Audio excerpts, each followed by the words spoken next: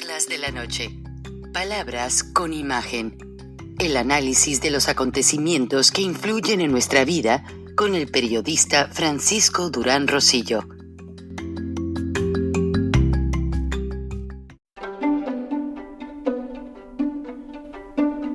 Frank Durán Rosillo te saluda y los saluda a todos ustedes, su amiga María Celeste Arrarás, para invitarlos a que se suscriban a mi canal de YouTube, María Celeste Arrarás, tal como mi nombre, donde les informo todas las semanas sobre entrevistas que tienen un tema que ayuda a mejorarnos como personas y de paso son interesantes. Las pueden encontrar en mi canal de YouTube, así que los espero. Y se suscriben gratis.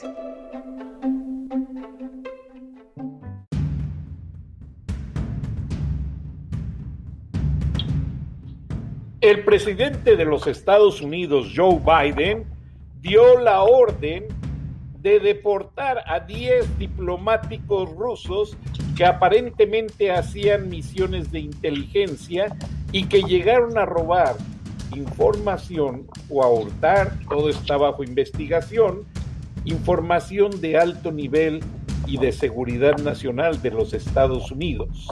Buenas noches a Viernes de Frena. Tenemos una escritora y analista y aparte doctora en filosofía, Elena Sada. Buenas noches, bienvenida al programa.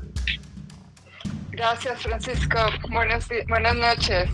Y también nos acompaña el líder de Frena, Gilberto Lozano. Buenas noches, Gilberto. Bienvenido. Buenas noches, Elena. Buenas noches, Frank. Un saludo a toda la audiencia. Y vaya, esta semana sí quedó claro cómo se está consolidando ya una dictadura chavista en México. Entonces hay muchísimo que nuestros audiencia debe escuchar de los detalles de lo que ha estado pasando, que verdaderamente está la gente sorprendida por este asunto de la ampliación de 2 años más del presidente de la Suprema Corte de Justicia. Wow. Al presidente del Instituto Nacional Electoral. Y en fin, hay tema, Frank, para estar sumamente preocupados, pero sobre todo ocupados en lo que vamos a hacer. Pues, ¿qué les parece si empezamos? Adelante. Elena, ¿tú quisieras hacer algún comentario que nos ves desde fuera, lo que está ocurriendo en México, como tú gustes? Gracias. Sí, pues Gilberto, buenas noches. Mira, yo he estado reflexionando en por qué, a pesar de tanto fracaso y tanta decepción por parte de la administración presente en México, ¿por qué sigue AMLO con entre el 40 y el 60% de aprobación a nivel nacional? Y pensaba también, reflexionaba en la situación de pobreza, en la baja del Producto Interno Bruto del país de un 8%, del incremento en el abismo en riqueza en el país. Y yo me hacía la reflexión si no será esto fruto de una total desesperación por parte del pueblo mexicano. ¿Tú qué opinas? Mira, yo creo que se combinan aquí tres factores importantes. Uno de ellos, no necesariamente el populismo que acaba con los países pierde su popularidad, sobre todo en los primeros años. O sea, Hitler también fue sumamente popular, Hugo Chávez fue muy popular y Fidel Castro fue extremadamente popular hasta que murió. O sea, eso te da un indicador, pero no es el indicador de la gestión real de lo que está ocurriendo en este caso con el dictador López Obrador. Entonces, bueno, un elemento es ese, o sea, la realidad es que nos ha puesto la historia de la humanidad a líderes que han acabado con países enteros con unos niveles de popularidad que no puedes explicar más que por un carisma y por una desesperanza de la gente de decir, ya no tenemos nada que perder, y todo está por ver qué es lo que puede ocurrir. Ese es un factor. El segundo factor, y que ayer creo que para mí es el más fuerte, el más presente hoy en México, es el de la mentira, es el de la manipulación y es el del engaño. Una estructura de varias organizaciones sociales presentaron un promedio de 80 mentiras diarias del señor López durante el día. Esto supera por mucho la medición que llevaba el señor Trump. Y en estas mentiras se incluye un manejo muy fuerte presupuestal para manipular las encuestas. Es tremendo la forma en que las encuestas están siendo sometidas o cooptadas o compradas, porque no responde a la realidad de lo que tú ves en los lugares que López va visitando, donde realmente se encuentra con el repudio de la gente, con la queja de la gente, inclusive ya hasta con la agresión de los pobladores, más allá de palabras altisonantes, de golpear la ventana de su carro y de, a pesar de las escoltas ahora que fingen lo que es el actual Estado Mayor Presidencial, ahora vestidos de servidores de la nación, pues es más de lo mismo, pero como dicen, el miedo no anda en burro, y ahora ves ejércitos de gente cuidando pues esos levantamientos de la voz ya en forma fuerte de las diferentes ciudades que visita el señor López. Pero hay un elemento que es clave para entender lo que en realidad está pasando, que claro que lo conoce el propio señor López Obrador. Los ataques al INE, en forma por demás de satanizar por completo, hablar de que es un enemigo de la democracia, cuando el propio Instituto Nacional Electoral, siendo su presidente Lorenzo Córdoba, puso en el poder y en el Palacio Nacional a López, pues ahora resulta que como están viendo que las cosas se les están yendo para abajo, que se está desmoronando, no dicho por Frena, que es una contestatario muy fuerte del presidente López, al grado tal que nosotros tenemos ya más de un año pidiendo la renuncia del presidente. No, es el propio Miguel Barbosa, gobernador de Morena en Puebla, que dice que Morena se está desmoronando. Es el propio Porfirio Muñoz Ledo, que también muestra una cara de un Morena que no era, que no existe, así como todos los exsecretarios del gabinete que han renunciado, como Carlos Ursúa, Josefa González, Víctor Toledo, en donde todos dicen, todavía es fecha que no entendemos qué es lo que está haciendo este señor. Entonces, ¿cuál es la realidad? Si tú amenazas al INE, si tú amenazas en tu conferencia diaria diciendo que aunque llegaras a perder la mayoría en el Congreso, tienes el derecho de veto y que vas a hacer lo que se te pega la gana, y tercero, generas un proceso de presión al Tribunal Federal Electoral y extiendes el periodo de este presidente lacayo de la Suprema Corte de Justicia, es porque te están poniendo barbas a remojar. Es porque les está llegando los aguas a los aparejos. Alguien que se siente con una solidez de aprobación, como la muestran las encuestas, no estaría teniendo este tipo de conductas. Y esta semana se han agravado porque saben que se viene la gran protesta nacional del 6 de junio, que será en las urnas contra López, Morena y sus partidos satélites. Entonces la cosa está escondida en una cortina de humo, en donde podemos afirmar que hay una mezcla de factores que no nos hacen considerar el resultado de las encuestas como válido para saber lo que está ocurriendo en la vida real en México. De acuerdo, sí, queda claro. Ahora, si tú eres pobre, si tú eres uno de los 70% de mexicanos que está actualmente en pobreza, o uno de los 25% que están en pobreza absoluta, ¿a qué te amparas en el 6 de junio? ¿Cuál es tu esperanza el 6 de junio? ¿Por quién vas ese día? Es muy, muy inteligente tu pregunta, Elena, porque efectivamente donde ha entrado este tipo de socialismo del siglo XXI, que fue generado por aquel Foro de Sao Paulo, hecho por Lula da Silva, Néstor Kirchner, Rafael Correa, Fidel Castro, Hugo Chávez, apostaba precisamente a ese abismo, como tú le llamaste, de desigualdad, de pobreza. Pero después de 20 años de ver Ecuador, 22 años en Venezuela, 60 años en Cuba, lo único que puedes decir es que esa propuesta, para la gente que analizamos hechos y datos, pues es una propuesta ilusoria. Es una luna de miel de mentiras, que dura muy poco tiempo y que termina el pueblo viendo que ese experimento que se les trata de proponer, lo único a lo que lleva es a más pobreza, a más desigualdad, a menos libertades. Y eso te lo demuestra pues el resultado de por qué el pueblo de Bolivia se levantó en contra de Evo, o por qué el señor Lasso gana después de 20 años en Ecuador, y de cómo ahorita si Venezuela no explota es por la cantidad de paramilitares y militares que controlan la insurgencia ciudadana. Ahora, vámonos al terreno de la pregunta específica tuya en México. Para empezar, hay que decir que hay 10 millones de mexicanos que pasaron de la clase media a la clase de la pobreza en solo estos 2 años. Ahí ya tienes 10 millones de gente insatisfecha de que la esperanza que se les vendió resultó ser un total fracaso.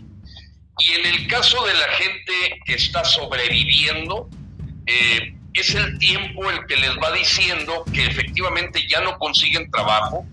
No ha habido crecimiento del empleo, al revés, se han perdido casi 2 millones de empleos desde la llegada de López. Todo mundo tiene que traer un rosario en la mano, porque te voy a dar el dato a este momento. 80,231 asesinatos en 26 meses. 80,231 asesinatos en 26 meses. Es el doble de la nefasta gestión de Peña Nieto y el triple de aquella famosa guerra contra el narco que destapó el señor Calderón. El triple. Es decir, hoy los asesinatos en México suman la cantidad de muertos en guerras como Siria, Irak, Irán, Afganistán, juntas. Este es un país en guerra, totalmente en guerra. O sea, quien no entienda los números, porque no los tiene, no puede entender que México es ladino en el sentido de que te da una cara de paz y justicia cuando en la calle están muriendo pues cantidades de 100 a 120 personas asesinadas diariamente. La gente en el nivel más marginado está viviendo eso en carne propia, y definitivamente cuando ellos hacen una apuesta de este llamado socialismo del siglo XXI es porque tienen varios elementos que hacen un terreno fértil. Uno es la pobreza, pero hay otra muy importante, que el grupo empresarial se ha coludido y es corrupto en una buena parte, al grado tal que ese empresariado es incapaz de levantar la voz porque tienes 20 trapos que sacarles al sol si llegan a oponerse. Y lo mismo, no existen partidos de oposición porque todos tienen una cola muy grande que les pisen.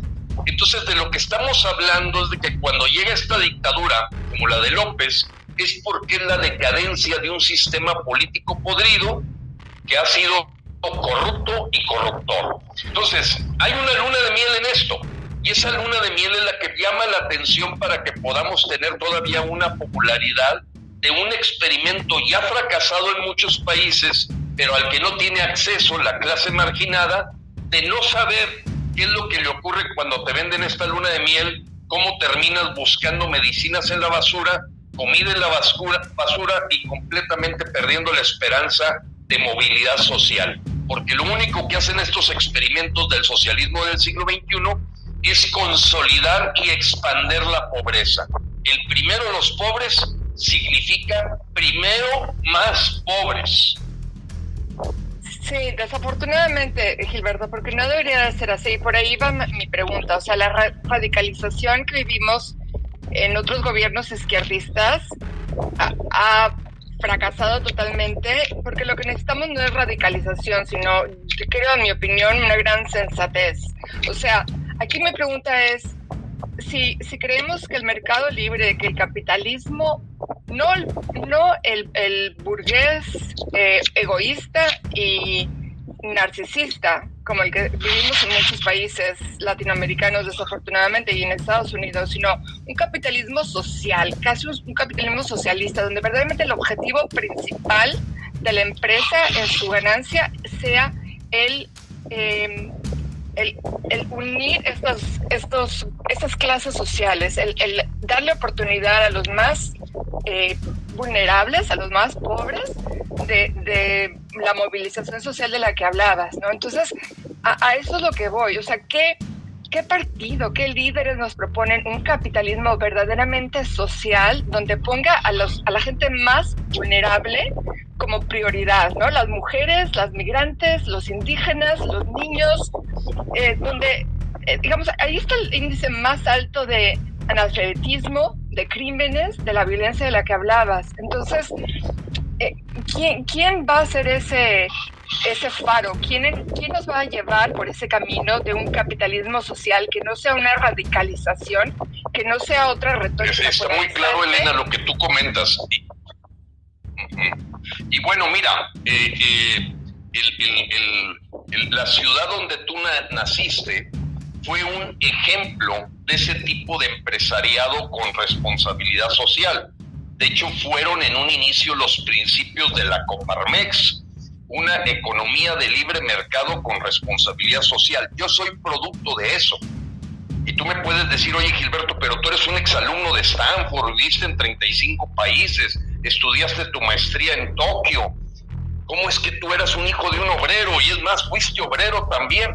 Bueno, porque esos empresarios prohombres que existieron en esa época norteña, de los años 30, 40 y 50, tenían muy claro que haciendo grande al hombre, hacían grande la empresa. El problema fue la siguiente generación de juniors, que ya a lo mejor con un nivel de educación que los hacía entender mejor a Wall Street, cayeron en ese juego del beneficio quarterly, o sea, el reporte trimestral a la bolsa de valores, y no tanto atender el concepto de largo plazo, porque tú lo sabes, Elena, y yo se lo quiero explicar a toda la gente que nos escucha. Fueron empresarios de Monterrey los que crearon por primera vez el servicio médico a sus trabajadores 35 años antes de que naciera el Seguro Social. Fueron empresarios neoleoneses los que crearon los fomentos de hacer casas para sus trabajadores, que 60 años después se convirtió en el famoso Infonavit. Fueron empresarios neoleoneses los que dieron ejemplo de repartir las utilidades a sus trabajadores casi 75 años antes de que naciera una ley de participación de los trabajadores en las utilidades. Esos empresarios se acabaron y la nueva generación nació sin el ojo del tigre. La palabra ojo del tigre para mí refleja mucho, es esta película de Sylvester Stallone, donde dice que cuando se te acaba el hambre, empiezas a vivir en una zona de confort que te hace no apreciar la fuerte que es el crecimiento del mercado cuando haces crecer a la población junto contigo. Esa frase de enriquécete haciendo ricos a los que están a tu alrededor en materia empresarial, pues era casi un principio fundamental de lo que fue el Grupo Monterrey, que ahora dices, oye, ¿dónde están los Margain Sosaya? ¿Dónde están los Andrés Marcelo Sada? ¿Qué pasó con los Eugenios Garza Sada, los Adán Elizondo? Esos viejonones que eran referente hasta para poner a patinar, porque yo lo viví en carne propia. Yo lo he platicado y no recuerdo si en estas charlas de frena que Frank en el programa de charlas de la noche permite. Yo era un estudiante de 15 años de edad cuando me invitan al sepelio del asesinato de don Eugenio Garza Sada por ser un representante de la sociedad de alumnos de mi carrera, que era ingeniero mecánico administrador, que por cierto, yo tenía 3 hijos y terminé de pagar mi beca préstamo en el TEC, para que no se malinterprete como un asunto en donde todo me fue heredado. Había que trabajarlo. Bueno, ahí escuché a don Ricardo Margain Sosaya en el momento de las exequias de don Eugenio en el Panteón del Carmen decir no puedo continuar este homenaje a este prohombre que es don Eugenio mientras esté presente aquí el asesino. Pido al señor Echeverría se retire de este lugar. Más imagínate los pantalones, Elena. Bueno, esos empresarios ya no los tenemos y cometieron un grave error. Esos empresarios no dejaron un proceso democrático en sus cámaras de la Coparmex, de la Canaco, de la CAINTRA, de la Concanaco. Empezaron a exponer a juniors que no tienen los tamaños de líderes. O sea, eso no se hereda, hay que ejecutarlo. Entonces, tu pregunta, creo que hoy le va a tocar a la ciudadanía salvar al país. Y efectivamente, como lo dijo Gandhi, Martin Luther King, Lech Walesa, Nelson Mandela, Václav Havel, parece ser que todo recae en la clase media, la posible salvación de México ante algo que vemos, porque el único que es bilingüe es la clase media, para entender que ni el capitalismo extremo, hoy querido llamar capitalismo de cuates o neoliberalismo, ni tampoco los experimentos fallidos socialistas de Cuba, Ecuador, Bolivia, Venezuela, no, es que no está por ahí. Es como tú lo mencionas, un proceso donde se estimula el mérito, existe la meritocracia como principio, a cada quien lo que se merece, todo mundo tiene el mismo derecho de oportunidades, pero no todo el mundo son iguales porque hay unos que sí merecen y otros que no merecen. Y aquí te lo ganas con trabajo, con esfuerzo, con méritos, con talento. Y eso se ha perdido a la hora que tenemos un líder en el Palacio Nacional que dice que el prepararse, estudiar, no sirve para nada. Lo importante es la obediencia y la lealtad en un 90%. Y eso habla de una dictadura. Sí, Gilberto, yo quisiera decir algo porque digo, yo entiendo perfectamente, creo lo que dices, porque es mi padre era uno de ellos, ¿no? Andrés Marcelo Sada. Y él, para complementar lo que decías, de cómo yo recuerdo que él empezó en la empresa el servicio de salud para todos universalizado. También los sindicatos, él promovió que hubiera sindicatos, porque era muy importante que los obreros aprendieran a ejercer su abogacía, ¿no? Ahora, cuando hablas de la meritocracia, ¿no? Del ganar con talento, ahí yo sí quisiera hacer alusión a unas investigaciones, unos estudios en los que con los que me he topado, en los que sí tienes razón al decir que uno tiene que ameritar, uno tiene que trabajar por la recompensa. Sin embargo, en México ha pasado, y es algo historia colonial, que hay muchas clases sociales, muchos estratos sociales, y aquí hablo también de los indígenas, que es más del 20% de la población mexicana, que se identifica a ellos mismos como indígenas, que no han tenido la igualdad de oportunidades. Y ahí es donde, cuando uno habla de tú salir adelante porque tú puedes, si tú te lo propones, eso no es siempre cierto. No es siempre cierto.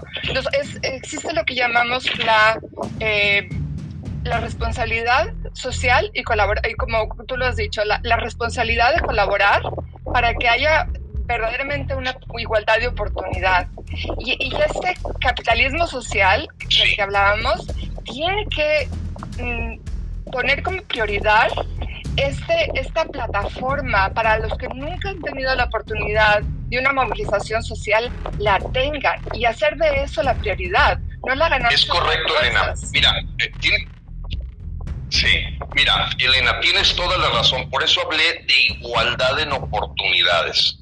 Y la igualdad en las oportunidades te hace que ahí, por eso existe un proceso de administración pública, para promover a través de estímulos, a través de una serie de elementos que tienen en las políticas públicas, para hacer que tú pues inviertas en un lugar que está remoto, que es una zona rural, que tenga oportunidades de desarrollo, que se tecnifique, etcétera. Lo que sí se ha comprobado en toda la historia del mundo es que no hay movilidad social sin crecimiento económico.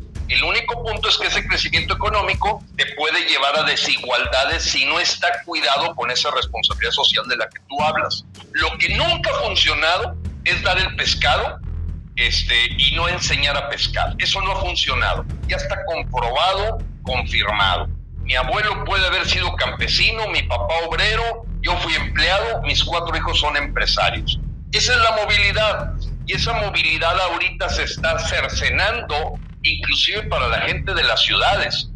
Yo estoy totalmente de acuerdo que la parte indígena ha sido completamente utilizada con fines políticos, y al grado tal que, por ejemplo, en los colectivos en los que yo he trabajado, muy cercanos a los indígenas, hemos visto porque aprovechen los derechos que tienen para autogobernarse.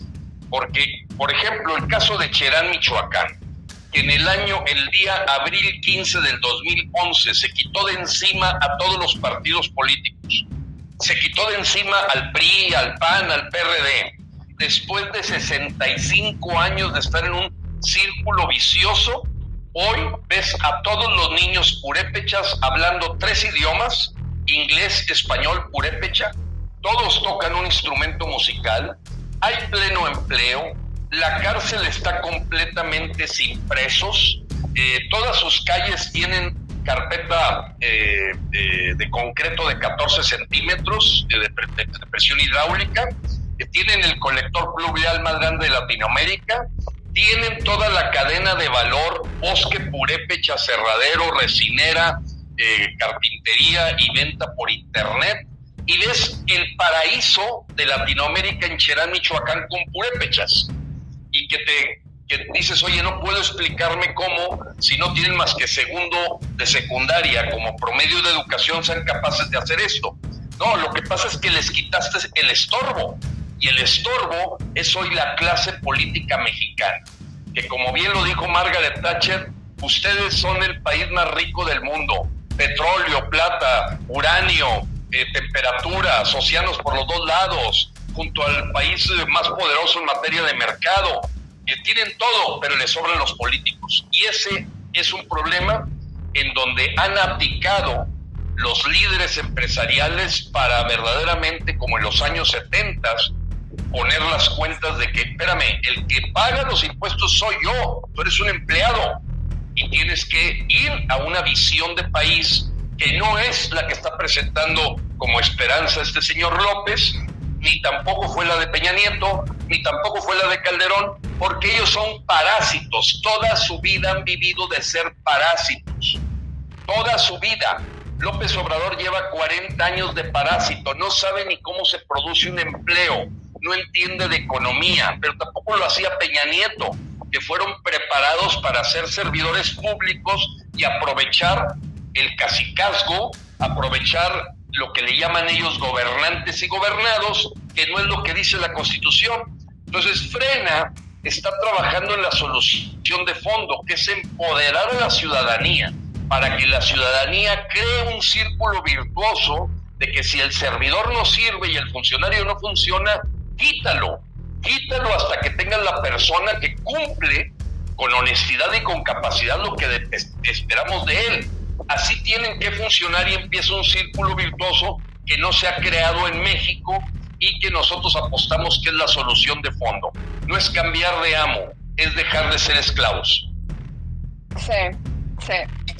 Y los grupos que tuvieron éxito, los grupos, comunidades originarias de México, uno de los elementos que se ha notado también en las investigaciones, elementos de éxito, es que se les ha subido o, digamos, respetado su identidad y levantado su dignidad, ¿no? Porque muchos de estos pueblos viven la colonización una y otra vez. El posicionarse por los demás, muchos de nuestros criollos, como inferiores. Y mira, tenemos 68 pueblos indígenas en México, con cada uno con su lengua nativa, que se pueden clasificar dentro de 11 familias con más de 300 dialectos, ¿no? ¿Y dónde han quedado? ¿Quiénes ¿quién ha reconocido esas identidades, esas familias?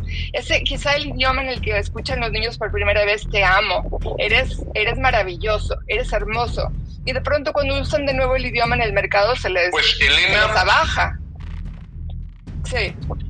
Ha sido solamente promesa de campaña.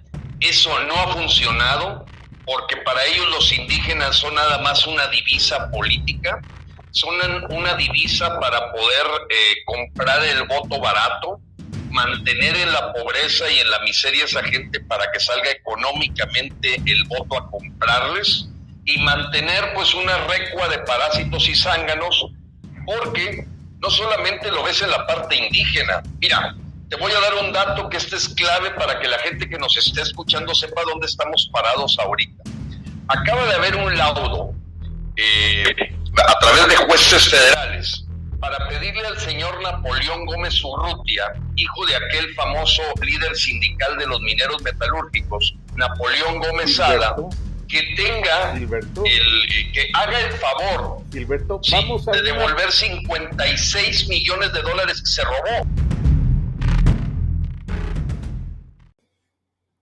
Este año con T-Mobile no se trata de lo que nos separa, sino de lo que nos une. Ahora, llévate el iPhone 12 por cuenta nuestra en todos nuestros planes, con un intercambio de iPhone elegible. Así es, el iPhone 12 por cuenta nuestra, con cada plan en el líder 5G en cobertura. T-Mobile. Con 24 créditos en factura mensual y una línea nueva más impuestos. Si cancelas, ya no recibirás los créditos y podrías tener que pagar el saldo según el contrato de financiamiento requerido. Contáctanos para clientes con buen crédito. Requiere plan de consumidor elegible. Ver detalles de cobertura y oferta en es.tmobile.com.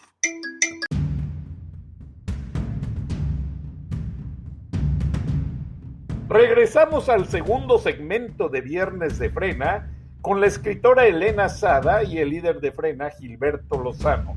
Gilberto, nos estabas hablando un tema bien interesante del líder Napoleón Gómez Urrutia. ¿Qué pasó ahí? Mira, lo que pasó es que este hombre heredó la Secretaría General del Sindicato de Mineros Metalúrgicos de su papá, que es parte del fenómeno que tocaba muy acertadamente Elena, de cómo esa parte colonial dejó esos rezagos de caciques. El cacique que va heredando a su familia la posición de líder de los demás y que, empieza a manipular para que en algunos casos hay no una ni dos generaciones, hay hasta 4 generaciones donde el bisabuelo, el abuelo, el papá y el hijo han sido los líderes caciques, en muchos casos de comunidades donde predomina el indigenismo.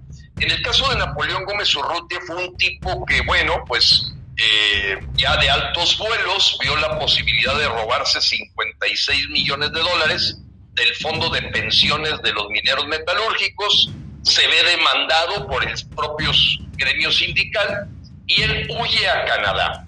Se va casi 8 o 9 años a Canadá, si mal no recuerdo a Vancouver, y ¿quién le da entrada a cambio de dinero? López Obrador. Creemos, según nuestras investigaciones, que López Obrador recibe un apoyo económico para su campaña de Napoleón Gómez Urrutia, y de la noche a la mañana, a la hora que resulta presidente electo, viene del exilio el señor Napoleón Gómez Urrutia como si no hubiera hecho nada, así como el Bester Gordillo, que fue liberada a la hora que López ya era presidente electo en un acuerdo con Peña Nieto. O sea, todos los grandes ladrones y corruptos de México andan como Juan por su casa el día de hoy, y se hace completamente trizas esa promesa de luchar contra la corrupción. Pero lo que ocurrió esta semana fue fundamental. ¿Por qué? Porque basado ya en hechos y datos, un juez federal, un colegiado de jueces federales, emiten un laudo exigiendo que Napoleón Gómez Urrutia devuelva los 56 millones de dólares que tiene en su poder y que se robó del sindicato.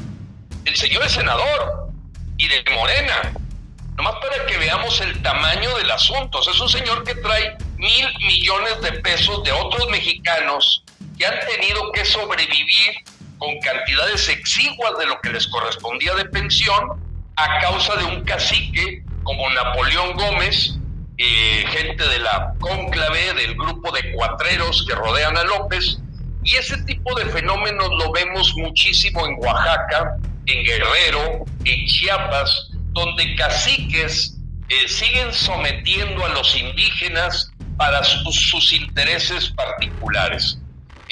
Pero lo ves en sindicatos, el sindicato de telefonistas, el sindicato de electricistas. Por ejemplo, hay un sindicato que se llama Sindicato Mexicano de Electricistas.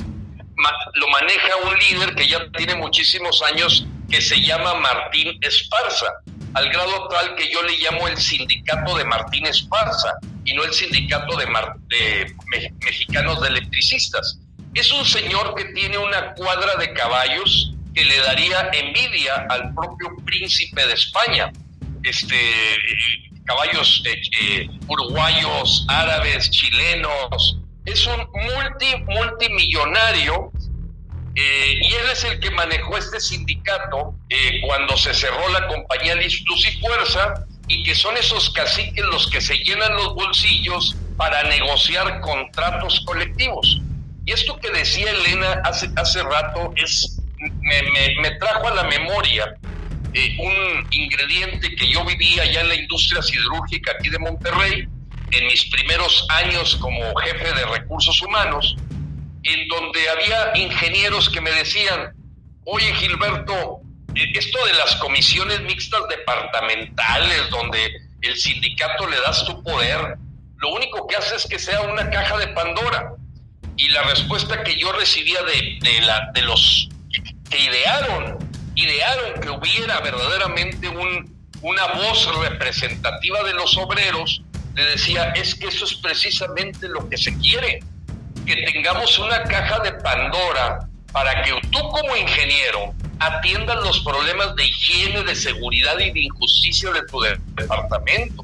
Entonces el señor obrero es el presidente de la comisión mixta departamental, y bendito sea Dios que se está dando esta rebatinga, porque así los problemas se van resolviendo lo más cercano a los hechos. Ese tipo de sindicalismo fue corrompido por los partidos políticos, al grado tal que encuentras a muchos líderes sindicales que ya no sabes si trabajan para tener una curul o realmente trabajan para defender a su gremio. Eso generó una descomposición tremenda de la esencia del sindicalismo. Yo soy un sindicalista, creo en los sindicatos, creo que es muy importante ese contrapeso en cualquier empresa, porque nunca deja de llegar el director, el gerente general, el jefe del departamento o el nuevo dueño que no tiene idea del equilibrio que debe haber entre el capital y el trabajo.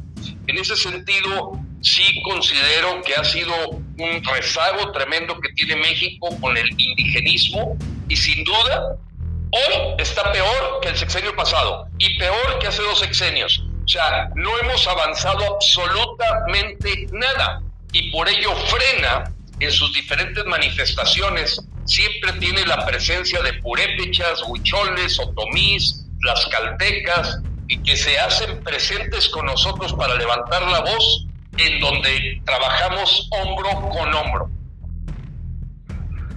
Sí, entonces la unidad de inteligencia financiera, que tengo entendido, corrígeme si estoy mal, encabezada por ¿quién era? Santiago Nieto, que supuestamente había hecho varias pesquisas contra funcionarios y exfuncionarios. ¿En realidad es puro cuento o han hecho alguna pesquisa significativa? Bueno, yo te pregunto, Elena, estás tocando un punto que estoy seguro que todos los mexicoamericanos o mexicanos que están teniendo que, porque bueno, el mes de marzo rompió todos los récords históricos de mexicanos que como espaldas mojadas trataron de ir a Estados Unidos para sobrevivir. 59,000. Sí. Ellos que nos están escuchando, nuestros paisanos, saben perfectamente que hoy la unidad de inteligencia financiera es una herramienta política de la dictadura. Sí. ¿Dónde está Emilio Lozoya? ¿Dónde está Enrique Peña Nieto? ¿Dónde está Romero de Champs? ¿Dónde está Miguel Osorio Chong? ¿Dónde está Jesús Murillo Caram? ¿Dónde está Mario Emilio Gamboa, Luis Reynoso Femat, Joséman, ¿dónde están? Todos han comprado la justicia y hoy la unidad de inteligencia financiera a cargo de Santiago Nieto, por la forma en que ha procedido en las últimas semanas, ha sido para ir en contra de gente que esté compitiendo contra los candidatos de Morena que López quiere ver en el poder. Te voy a dar el caso de lo que está ocurriendo aquí en Nuevo León, tu terruño y el mío. Ahora resulta que después de un montón de años repunta Samuel García como el más probable gobernador de Nuevo León y resulta que van a hacer una investigación y Santiago Nieto, después de años, es en este momento que se atreve a decir que está haciendo una carpeta de averiguación contra el papá de este muchacho. A ver, en pleno abril del 2021, y así lo puedes encontrar en diversas situaciones donde vemos un Santiago Nieto convertido en un esbirro, en un bufón de la corte de López, en un vil cortesano, y el respeto que le teníamos por haber tenido hallazgos importantes en lavado de dinero, todo se ha venido abajo las últimas 4 semanas en su conducta abyecta a intereses políticos en el manejo de las investigaciones de la unidad de inteligencia financiera. Así de claro, está de podrido ahorita el sistema y estamos viviendo el peor momento en donde todas las instituciones o se doblegan o se desaparecen o se convierten en un brazo sucio de la dictadura de López, que cumple los 5 requisitos universales para calificarla como tal. Es un abuso de poder totalmente, sí. Totalmente. Y bueno, sí. ¿Qué te parece si les digo que aquello que a mucha gente les parecía que estaba muy lejos porque decían que nosotros no somos Venezuela? Yo siempre les recuerdo que los venezolanos, amigos míos, decían, nosotros no somos Cuba, y eso te envuelve en una zona de comodidad en la que dices, no, nosotros aquí los Estados Unidos nos van a defender. Bueno, ¿qué te parece si te digo que este hombre fichado en San Diego por varios antecedentes penales, actualmente gobernador de Morena en Baja California, emitió un decreto de expropiación de un club campestre esta semana?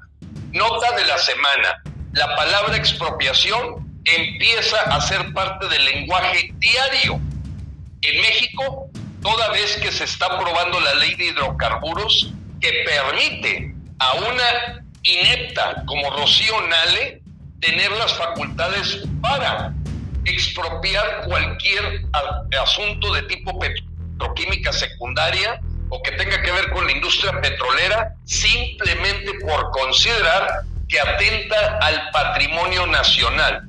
O sea, están abriendo la puerta en las leyes que se presentan hoy para hacer antesala de la expropiación, como lo fue el año pasado la ley de extinción de dominio, llevada más allá de la delincuencia organizada, para que con una simple discrepancia fiscal puedan embargarte bienes y congelarte cuentas al arbitrio de quién, de un agente de Ministerio Público sin proceso judicial de por medio.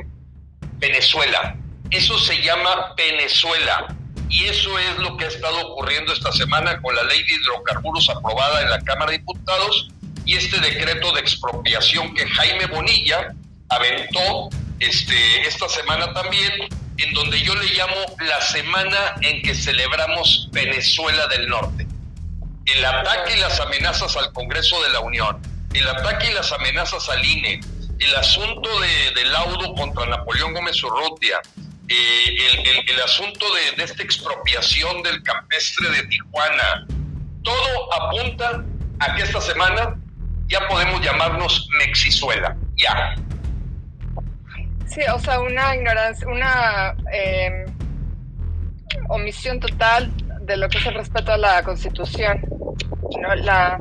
Inclusive, volviendo al tema de los indígenas, ¿no? El artículo 2 que ampara que el indígena pueda involucrarse en las decisiones de sus tierras, totalmente anulado, ¿no? O sea, y así todos estos derechos también de posesión, ¿no? Ahora, Si me permites un pequeño paréntesis para completar esto que tú comentas.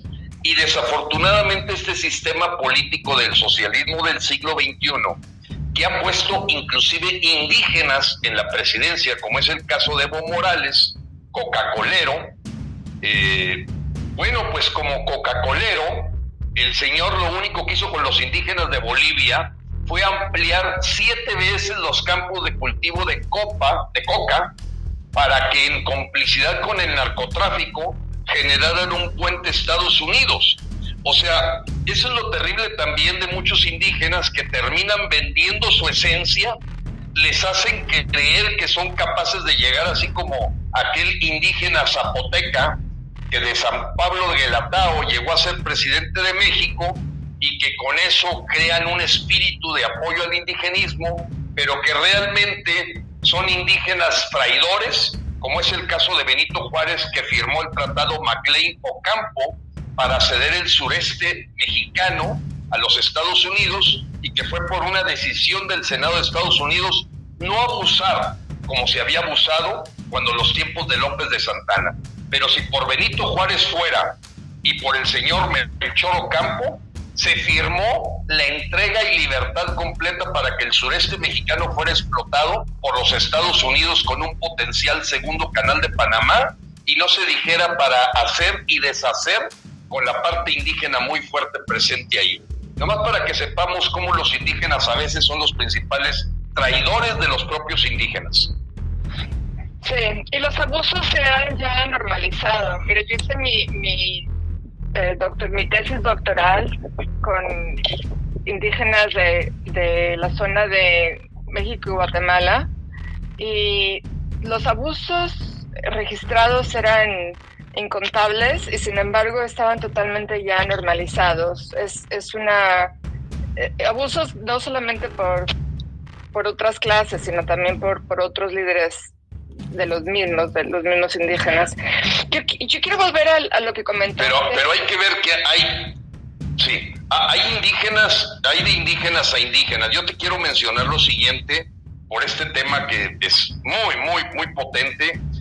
Platicarte que se acaba de cumplir se rompió el récord de 45 defensores de derechos humanos asesinados desde que llegó López.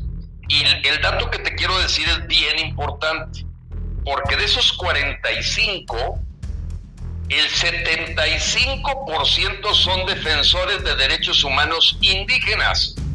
Sí, Flores Soberanas.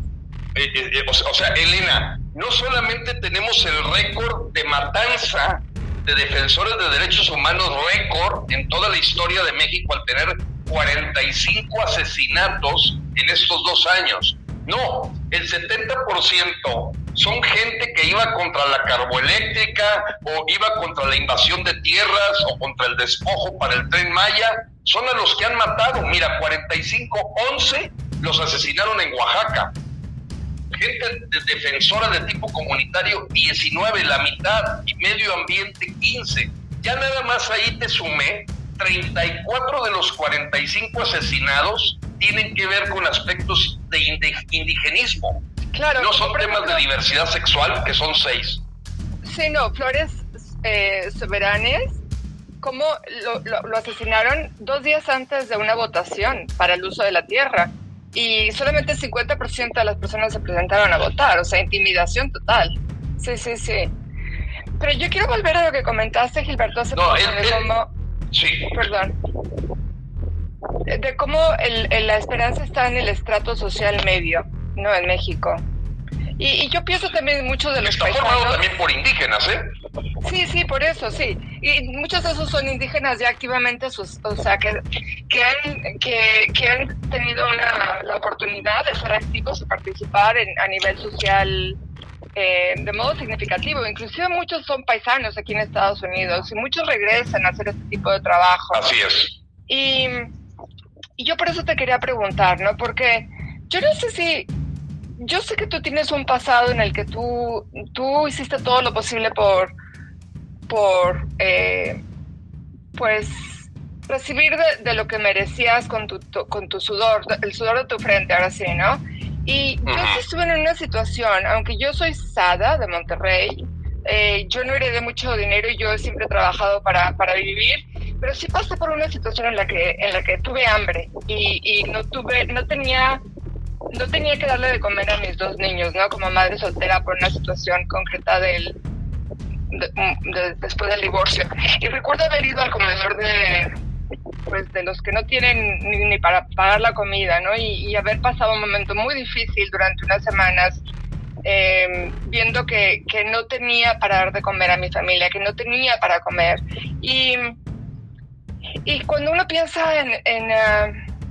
como aquí en Estados Unidos, el 80% de los bienes de Estados Unidos está en las manos del 10% más rico, ¿no? Y como en los últimos 40 años son los más ricos los que se han aprovechado del incremento del Producto Interno Bruto, y el resto, el 80% del país, no ha tenido el mismo incremento como ha tenido la clase alta.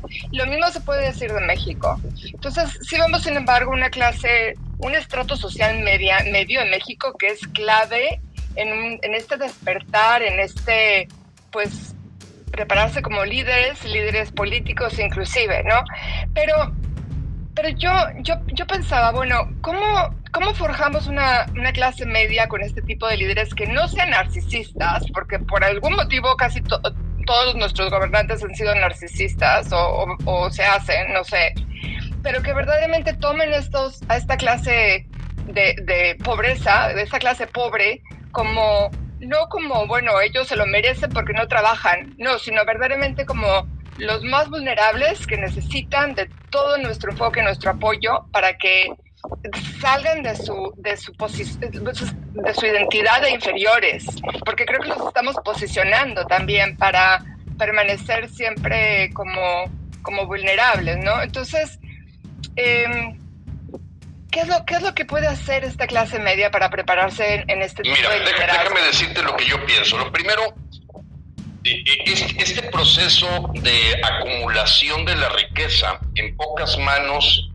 efectivamente se está dando en este momento más, porque ya no hablas del 10%, aquí va a terminar siendo un 5%, como lo ves en el caso de Venezuela.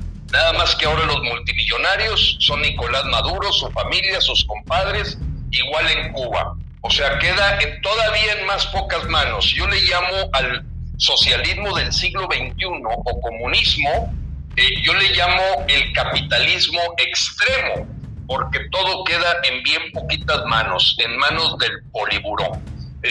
O sea, dentro de las bondades y problemas que tiene el proceso del capitalismo, es el que ha demostrado que la movilidad social en el índice Gini. ¿Qué es el índice Gini? Es ese índice que te va mostrando esa distribución de la riqueza.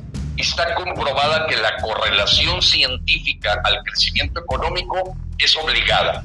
O sea, no puede ser pensando en quitarle a los ricos para darle a los pobres que resuelves el problema. Eso ya se demostró que no jala.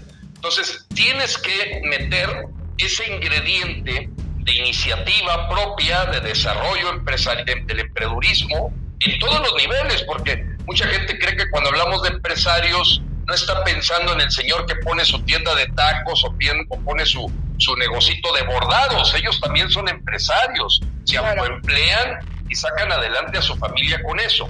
Entonces, lo primero, hay que quitarnos por completo la monserga de pensar que hay un modelo llamado socialismo del siglo XXI que resuelve el problema. No lo ha resuelto, lo ha empeorado. Esa es una realidad.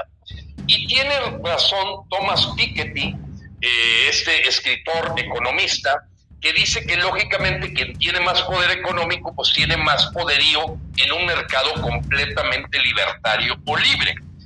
¿Qué hay que hacer, en mi opinión? Indudablemente es estimular la igualdad en derechos y formar un emprendedurismo con responsabilidad social. Porque una vez que entiende el empresario que haciendo grande a la persona, haciendo grande al mercado, hace grande su empresa, aunque no lo vea en el inmediato plazo, va a poder tener este principio de ser subsidiario. Y el ser subsidiario significa enseñar a pescar. O sea, no es irle a arrimar leña para que el indígena siga usando la leña y termine teniendo una expectativa de vida de 60 años, cuando utilizando otros recursos y otra tecnología puede generar mayor expectativa de vida, y simplemente porque desconoce el desarrollo de la tecnología. Pero vamos al fondo. El fondo, para mí, es la sabiduría que tiene el pueblo de Cherán. Ellos cómo escogen para saber que ese político tiene esa vocación que tú le llamas social. Cero mercadotecnia, Elena. El primer candidato a algo que utilice la mercadotecnia está fuera. No, se le va a escoger por sus hechos. La gente lo va a seleccionar porque lo conoce, por su lucha, por lo que ha hecho por las gentes que están a su alrededor. Y es un liderazgo natural, no construido en base a la mercadotecnia, no construido en base a la propaganda, no construido desde arriba en base al dedazo.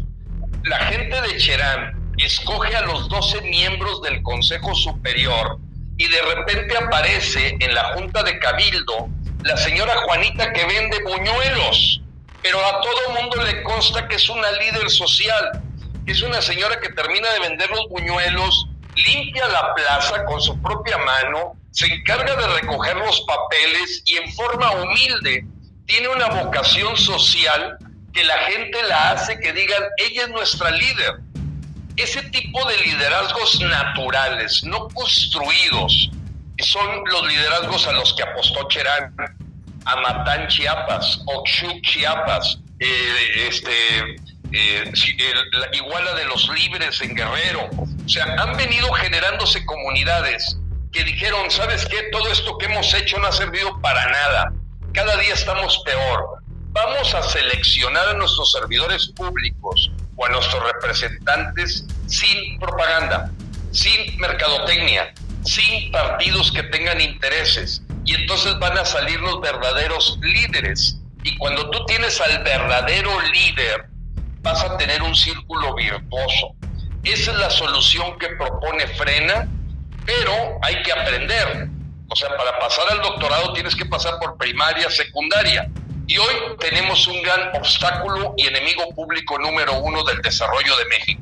Su nombre, Andrés Manuel López Obrador, su camarilla, el Grupo Socialista del Foro del Sao Paulo, y tenemos que quitarlo, porque este señor lo único que nos va a llevar es a convertirlos en Venezuela del Norte. Y les voy a dar un ejemplo, Elena.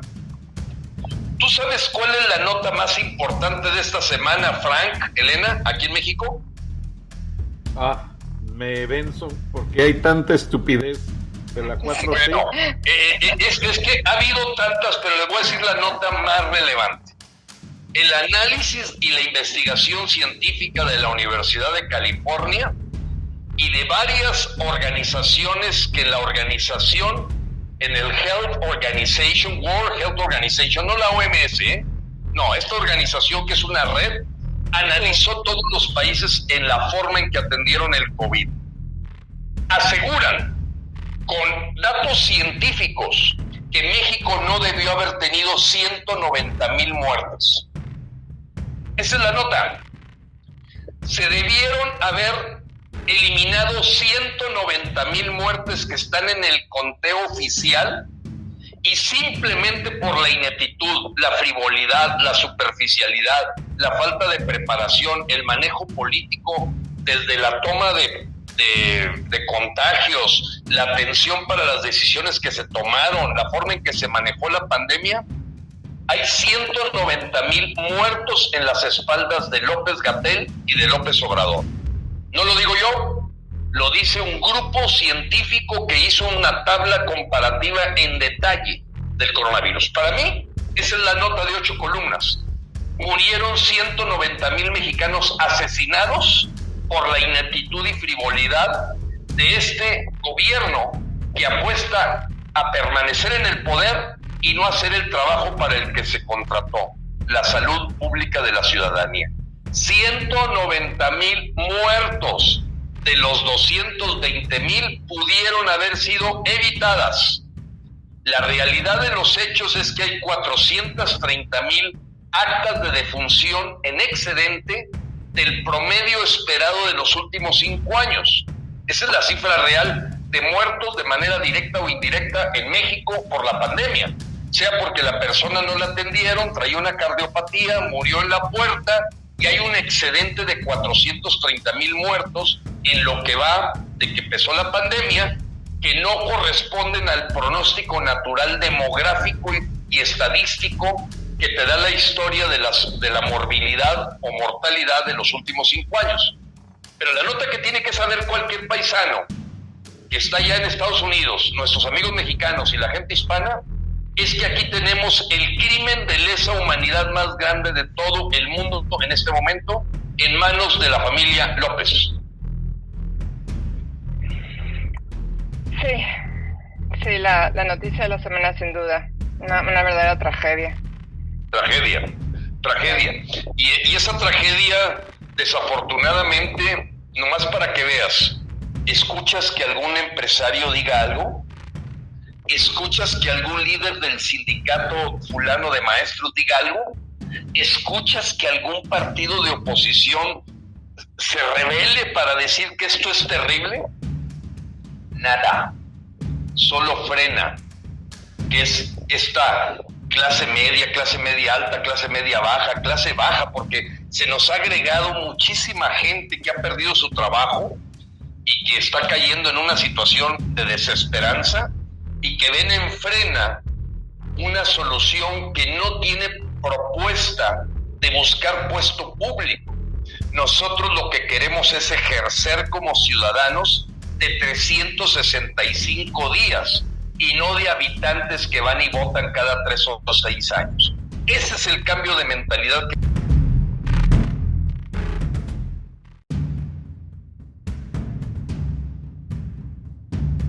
Nosotros lo que queremos es ejercer como ciudadanos de 365 días y no de habitantes que van y votan cada 3 o 6 años. Ese es el cambio de mentalidad que busca Frena, tener ciudadanos de 24/7 y que reclamen sus derechos, que generen un levantamiento de la voz, de verdaderamente una liberalización de la esclavitud en que se ha vivido desde la época de la colonia, en donde ha seguido manteniéndose una estructura en la que 86 familias han controlado el gobierno desde la época en que se independizó México. Así de claro. Sí, mira, no sé si tenemos tiempo, Francisco. Todavía nos quedan 3 minutos, adelante. Frank es el que sabe. Nos quedan 3 minutos, adelante. Yo voy a comentar que muchos paisanos aquí en Estados Unidos nos tocó que teníamos tanto miedo a que se eligiera, que Trump fuera elegido de nuevo, que muchos nos pusimos de acuerdo y en los medios de comunicación compartimos ideas para dejar de, a lo mejor, comprar ropa nueva en 3 años. O nosotros en casa con mis hijos propusimos dejar Netflix unos meses para mandar ese dinero a la elección de los demócratas, senadores demócratas en Virginia, en Georgia, que iba a ser clave para poder tomar el Senado de nuevo y para, por supuesto, que no fuera elegido Trump. Y yo decía, es que yo nunca me imaginé en la vida estar tan involucrada como para tomar una decisión de no comprar ropa en 3 años o no tener un Netflix mensualmente para poder contribuir a estos esfuerzos políticos, ¿no? Cada quien desde su punto, de sus posibilidades. Ahí ustedes, ¿cómo se las apañan? Muy buen punto, Elena, y sabiendo que estamos limitados en tiempo, voy a ser muy preciso. Las elecciones de junio 6, nosotros ya no le llamamos elecciones. Va a ser la gran protesta nacional de México en las urnas. La gran protesta nacional en las urnas, en donde vamos a hacer todo lo que tengamos que hacer para acabar y erradicar este cáncer que se ha convertido en una metástasis a nivel del país, con un pensamiento totalmente retrógrado, totalitario y tiránico de parte de Morena y de López. Todas las movilizaciones que hemos hecho al Zócalo el pasado 19 de septiembre, el 21 de noviembre, el 21 de marzo, todo ha sido por cooperación de los propios mexicanos, Elena. Equivalente a lo que tú dices, algo te tuviste que sacrificar para ir a hacerte presente en la Ciudad de México, para estar tomando el Zócalo en la Ciudad de México, porque nosotros no tenemos oficina, no tenemos chequera, no somos una asociación civil, somos una conciencia colectiva que ha hecho algo inédito. La movilización que ha hecho Frena es superior a la que ha hecho la suma de todos los partidos políticos desde que entró López Obrador. Hoy la afiliación que tiene Frena es más de la suma de los afiliados de todos los partidos, y es porque los mexicanos ya estamos hasta la madre de este sistema político podrido, obsoleto y rebasado, y nosotros hemos incursionado en una herramienta ciudadana inédita, que es que estamos evaluando a todos los candidatos como si los fuéramos a contratar para un trabajo, y entonces decimos, los partidos proponen, pero la ciudadanía dispone, y no nada más con el voto, sino con una investigación de los hechos, como decimos, por sus hechos los conoceréis, y dime con quién andas y te diré quién eres. Esa herramienta se llama el sello Frena, y ha roto el paradigma en México al grado tal que candidatos hasta para gobernador nos buscan queriendo corromper el sello que damos para decir, este señor, lo apoye quien lo apoye, está reprobado, este está aprobado y este estamos neutral. Y eso es lo que estamos haciendo hoy como ciudadanía para evitar continúe esta debacle social, económica, de salud, de seguridad, porque no hay un solo indicador. Olvídate, aquí no es un asunto de izquierdas ni de derechas, yo ni le entiendo a eso ni me interesa. La ideología de Frena son los resultados. Salud, seguridad, educación, empleo, crecimiento, índice Gini. Son indicadores universales. No se necesita inventar el hilo negro.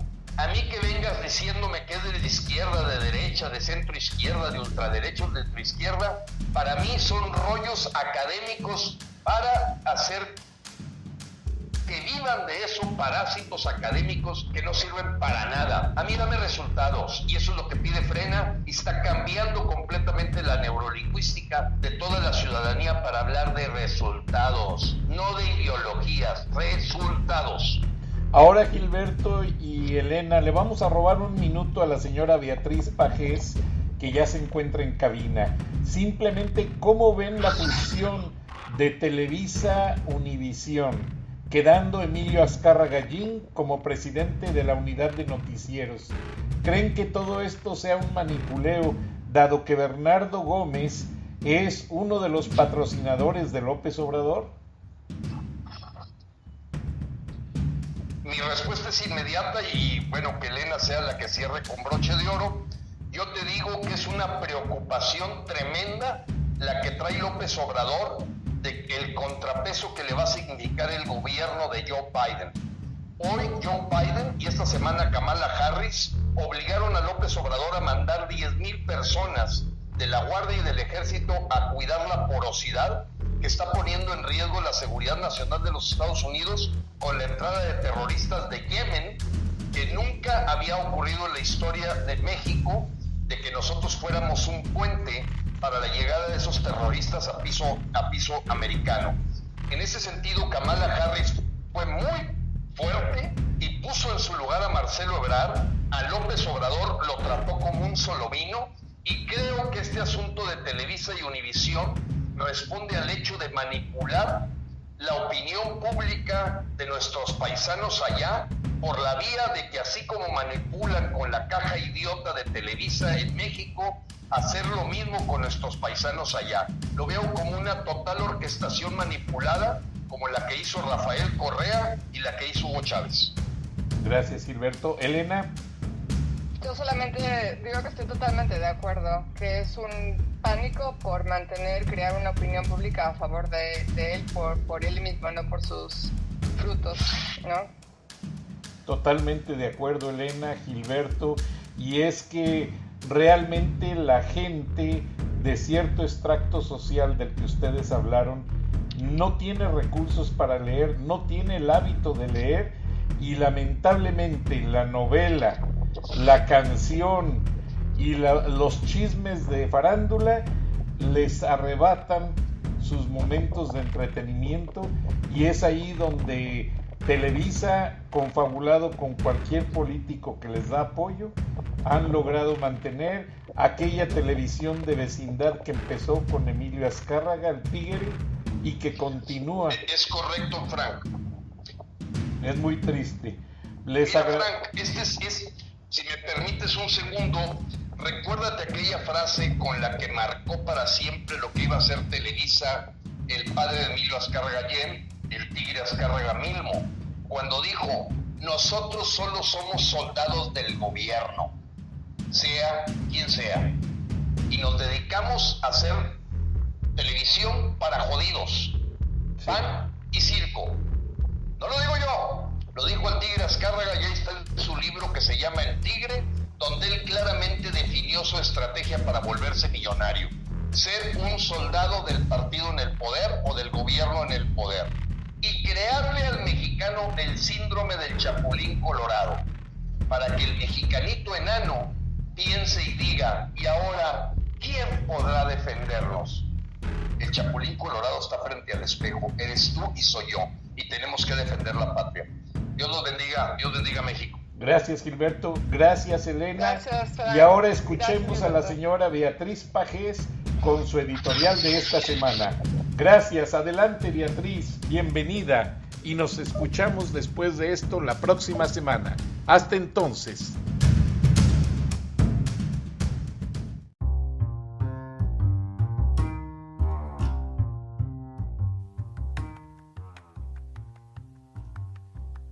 Beatriz Pajés, la voz más acreditada de la opinión editorial en México, en Charlas de la Noche, Palabras con Imagen, y la puedes leer en www.siempre.mx.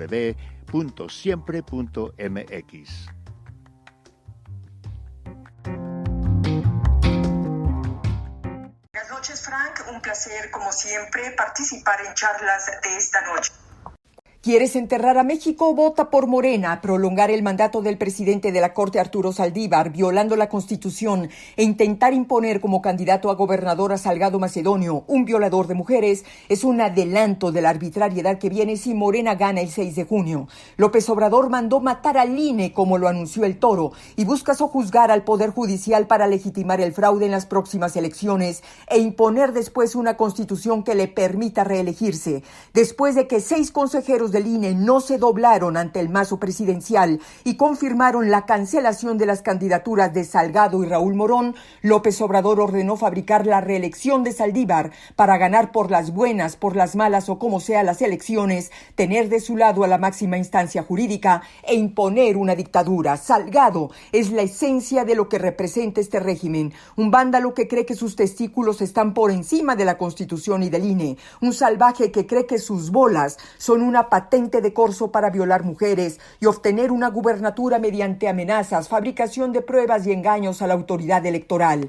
Él y López Obrador son lo mismo, es el macho violador, el que penetra, desgarra la legalidad e impone decisiones, los que revientan con odio e infinito rencor el himen de la democracia porque, al igual que su madre, padre y sociedad, no supieron reconocer su superioridad. El ataque violento y frontal del presidente al árbitro electoral y a la Corte indica que el 6 de junio tenemos que salir a votar para salvar al país de una pandilla de dictadorzuelos. Al abstencionista hay que sacarlo de la cama, colocándole enfrente la disyuntiva: ¿sales a votar o México quedará en manos de los testículos de Salgado Macedonio y de López Obrador? Democracia o dictadura, no hay más opciones. Lo demás son ingenuidades. El 6 de junio puede ser el último día de la democracia en México. De nosotros depende. Después, no lloremos lo perdido.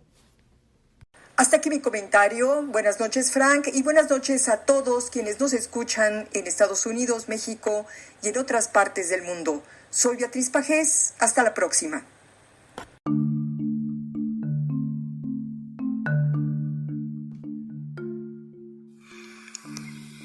Escuchaste el análisis de la noticia, transparente como el agua, con el periodista Francisco Durán Rosillo.